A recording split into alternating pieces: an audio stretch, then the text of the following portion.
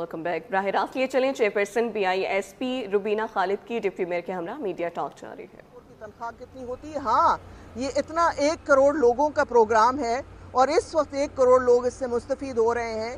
آپ کی بالکل بات ٹھیک ہے کہ پاکستان میں غربت کی شرح کی طرف بہتری ابھی تک نہیں ہوئی، لیکن چونکہ ہمارے فائنینشیل کنسٹرینٹس ہیں، ہمارا ایک بجٹ ہے، اس کے اندر رہتے ہوئے جتنے لوگوں کی ہم امداد کر سکتے ہیں ہم کرتے ہیں. لیکن اسی کے لیے ہم نے ایک ایگزٹ پالیسی جو ہے وہ اپنائی ہے کہ ہر 3 سال کے بعد لوگ آ کے اپنا ری سروے کروائیں گے تاکہ ہم دیکھ سکیں ان کے معاشی حالات بہتر ہوئے ہیں یا نہیں.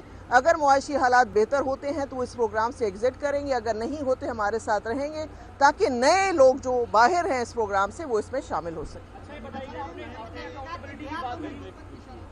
نے جعل سازوں کی بات کی، تو بتائیے گا جو آپ کے یہاں پر ریٹیلرز یا جو کرپشن ہوتی ہے مبینہ طور پر سالوں سے ہوتی ہے، تو اس میں تاثر یہ جاتا ہے کہ شاید آپ کا عملہ بھی ملوث ہے، تو کیا انٹرنل اکاؤنٹیبلٹی ہے؟ کوئی آپ نے اکاؤنٹیبلٹی؟ دیکھیں، ایک تو میرے بھائی آپ مہربانی کریں کہ یہ اگر ایسی جو باتیں، یہ بینکس ریسپانسبل ہیں. یہ پروگرام جو ہے یہ اس کی پیمنٹس جو ہیں وہ بینکوں کے پاس ہیں، یہ بینکوں سے آپ سوال کریں. اسی لیے ہم نے یہ سمز کا اجرا کیا ہے کہ اس چیز کو کافی حد تک انشاءاللہ ہم قابو پا لیں گے.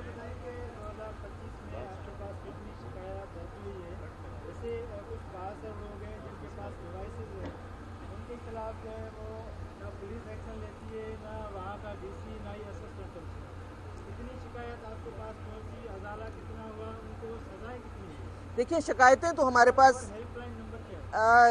ہیلپ لائن نمبر ذرا مجھے بتا دیں. ہیلپ لائن نمبر 0800 6477 ہمارا 26477 ہمارا شکایت کا نمبر ہے. لیکن شکایات بہت ہیں، آپ کی بات بالکل درست ہے. اسی کا ازالہ کرنے کے لیے ہم نے یہ سمز کا اجرا کیا ہے. لیکن میں ایک دفعہ پھر کہوں گی کہ ٹھیک ہے، بے نظیر انکم سپورٹ پروگرام کی رسپانسبلٹی ہے، لیکن بینکس کی طرف بھی آپ نشاندہی کریں کہ یہ جو مشین اور یہ سب چیزیں ہیں، یہ بینکوں کو ہم 12 شکایتیں کرتے بھی ہیں. بہت سارے ڈیوائس ہولڈرز میرے خیال میں ہزاروں کی تعداد میں بلاک بھی ہوتے ہیں.